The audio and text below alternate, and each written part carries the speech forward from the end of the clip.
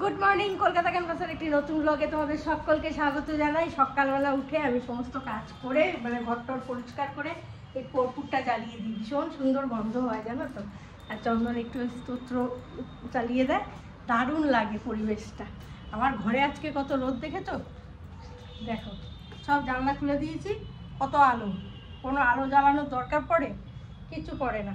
শুধু এই ঘরটা মানে এই লিভিং এরিয়াটা একটু অন্ধকার, তাও সেটা যদি মানে একটু ওই মেইন দরজাটা খুলে দেওয়া যায় অতটা লাগে না, কিন্তু সেটা তো আর খোলা যায় না সবসময়, যার জন্য একটু অন্ধকার ভাবটা থাকে। এছাড়া মোটামুটি সব ঘরেই বেশ আলো। আমার ঘরটা তো বেশ আলো, পূর্ব দিকের আলোটা আসে তো সেই জন্য। চন্দন আজকে প্রচুর বাজার করে নিয়ে এসছে, দেখিয়ে দিই তোমাদের। এখানে হচ্ছে পুঁই ডাঁটা, এখানে হচ্ছে পালং শাক, বেগুন, কুমড়ো, আবার লেবু নিয়ে এসছে একটা, ঝিঙে, ঢেঁড়স, এখানে কাচকি মাছ আনতে বলেছিলাম আজকে, কাচকি মাছ নিয়ে এসছে। এতগুলো কাচকি মাছ তো পড়লে দেখবে এইটুকু হয়ে গেছে শুকিয়ে, এটা ভাজা করবো। আর এখানে রুই মাছ এনেছে। এতগুলো রান্না আজকে করবো না, কিন্তু মজার ব্যাপার দেখো আবার একটা মাথা এসেছে। আমি ভাবছি এখন এ দেখো মাথা, রুই মাছের মাথা আমার বাড়িতে মানে ভর্তি। দেখি আজকে একটু মুগ ডাল করবো ভাবছি মাথা দিয়ে, আর কালকে ওই আজকে আর পালং শাক এই পুঁই শাক দিয়ে ওই তরকারিটা করবো না, পাঁচমিশালি তরকারিটা আজকে রাতে কেটে রাখবো, কালকে করব। শাক বলো তরকারি বলো কেটে রাখলে না অনেকটা সুবিধা হয়। এটার মধ্যে ভর্তি মাথা, কি বলবো আর। নিজের মাথা কেটে মনে হচ্ছে এখন এই রুই মাছের মাথা লাগিয়ে রাখি। তো যাই হোক, দিন শুরু করলাম তোমাদের সঙ্গে হই হই করতে করতে। তবে আমার চেয়ার আস্তে আস্তে ফাঁকা হচ্ছে, অনেকটা হালকা করেছি, আরও এখনো বাকি আছে যেটা, সেটা হচ্ছে আমার সামনে আসলে আসলে হেমন্তদা আসলে দিয়ে দেবো, বেতন যাবে। আর এখানে আমার ছেলে অঘোরে ঘুমোচ্ছে, দেখেছো? এই দেখো অঘোরে ঘুমটা, শুধু ঘুমিয়ে যায়, সুখের জীবন। আমার মা জানলাগুলো খোলে না, এতদিন জানলা নেই করে মাথা খারাপ করেছে। এখন যেই জানলা পেয়েছে দুটো খোলো, বলে কি না আমার এত রোদ ভাল লাগে না, আবার সন্ধ্যাবেলা বলবে না আমার এত হাওয়া ভাল লাগে না। আর তিনি এখানে কাজ করছেন। চলো কাজকর্ম স্টার্ট করি। স্টার্ট হয়েই গেছে, আমার ভাত টাত করা হয়েই গেছে। আজকে আবার রীতার সাথে চন্দনের দেখা হয়েছিল বাজারে। রীতা নাকি বলেছে যে ওরা থেকে আমাকে নাকি খোঁজ করছে, কি পিকনিক আছে, সে নাকি ফোনে আমাকে পাচ্ছে না। দেখি আজকে একবার যোগাযোগ করব, কি পিকনিক আছে। পিকনিক করতে পারবো বলে মনে হয় না এখন। আর অত দূরে গিয়ে ইচ্ছা করে? ওরা যেখানে পিকনিক করে সেগুলো কাছে, আমার এখান থেকে গিয়ে অত দূরে আর ইচ্ছা করে না। তারপরে আবার কাকে বাড়িতে রেখে যাবো, পিকনিক মানে অনেকটা সময়ের ব্যাপার, দেখতে হবে। পুজো সেরে আবার চলে এসেছি রান্নাঘরে, কারণ আমি কিছুই করে যাইনি আজকে, এসেই সব করছি। শুধু ডাল করে গেছিলাম, আর বাদ বাকি সবই আমার না করা অবস্থাতেই রয়েছে, সেইগুলো এখন করব। প্রথমে করব দুদিকে বসিয়ে দিচ্ছি, যার জন্য বেশ তাড়াতাড়ি হয়ে যাবে আর কি। একদিকে কাচকি মাছটা করবো, আর একদিকে বড় মাছটা করে দেবো। এসব কেটে কুটে রেখেই গেছিলাম, মোটামুটি কাটাকুটি রয়েছে। কাচকি মাছ তো ভাজবো, কাজে বেশি সময় লাগবে না। আর করবো রুই মাছের ঝাল, এই যে রুই মাছ এনেছে,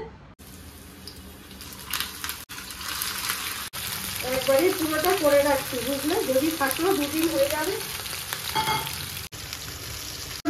ভাত দিয়ে মাখলে তাহলে আর খুব একটা কাঁচা নুন মাখতে হয় না। হলুদ দিয়ে দিলাম, ব্যাস। এবারে যা ভাজো।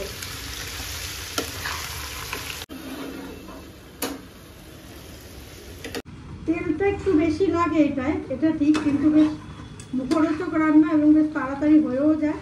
এটা এবার কড়া করে ভাজতে হবে। রুই মাছের ঝাল করব আজকে। আমি প্রথমে মাছটা একটু নুন, হলুদ আর কাশ্মীরি রেড চিলি পাউডার দিয়ে মেখে নিচ্ছি, নিয়ে ভাজবো। হালকা একটু সর্ষের তেলও এর মধ্যে আমি অ্যাড করব, তাহলে কি হবে বলো তো, ফাটবে না। নুনটা আগে মাখিয়ে নিই, নুনটা যদি ভেতরে ঢুকে যায় না তাহলে অনেক মশলাই হয়ে যায়, জেনে রাখো। নুনটাই আসল।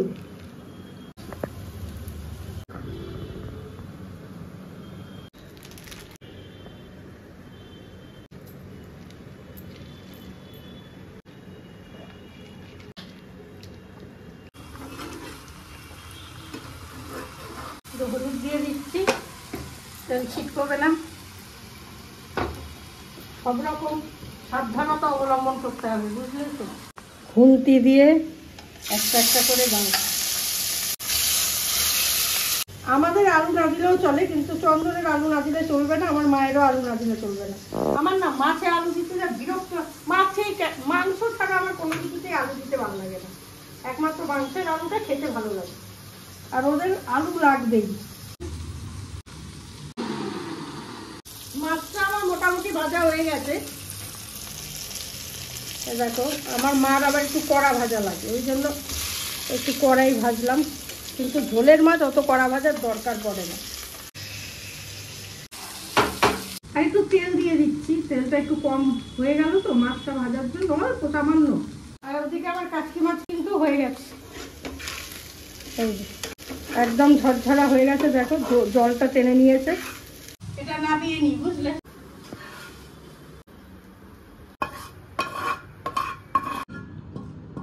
এখানে আদা রসুন কাঁচা লঙ্কা এটা পেস্ট করে নিয়েছি, এর মধ্যেই আমি ধনে গুঁড়োটা অ্যাড করে দিচ্ছি 1.5 চামচ মতো। Kashmiri red chilli powder add করছি 1.5 চামচ মতো। কালারটা হবে তার জন্য কাশ্মীরি রেড চিলি পাউডারটা বেশি দেওয়া, আর কিছুই না। হলুদও এটার মধ্যেই অ্যাড করে দিলাম আমি। এর মধ্যে একটু জল মিশিয়ে ভালো করে এটাকে ঘুটে নেব।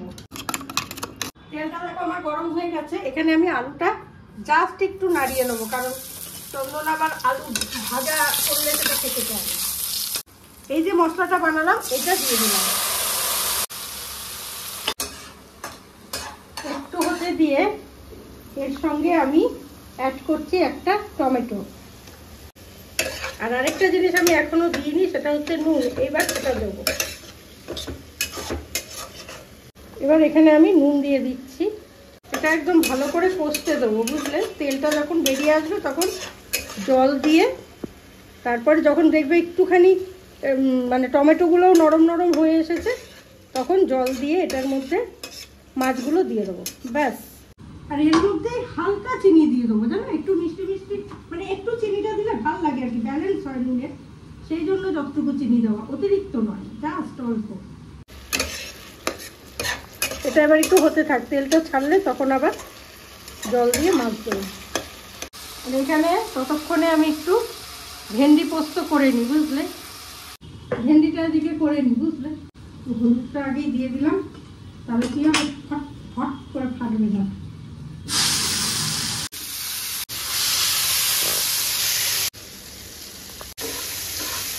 এদিকে দেখো আমার তেল কিন্তু ছেড়ে দিয়েছে, দেখেছো, একদম সাইড থেকে তেল ছেড়ে দিয়েছে। খুব সুন্দরভাবে মশলাটা কিন্তু হয়ে গেছে, এবং টমেটোগুলোও দেখো নরম হয়ে গেছে। জলটা দিয়ে দিচ্ছি,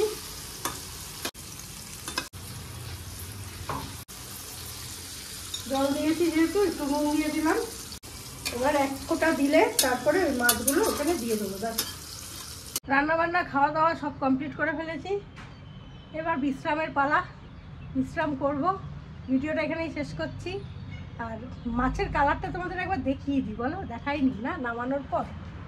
এই যে এখানে তো ডালটা তো দেখেইছিলে, মাছের মাথা দিয়ে ডাল, এই হচ্ছে মাছের ঝাল, আর এই হচ্ছে কাচকি মাছ, এই হচ্ছে ঢেঁড়স পোস্ত, আর এই হচ্ছে চাটনি।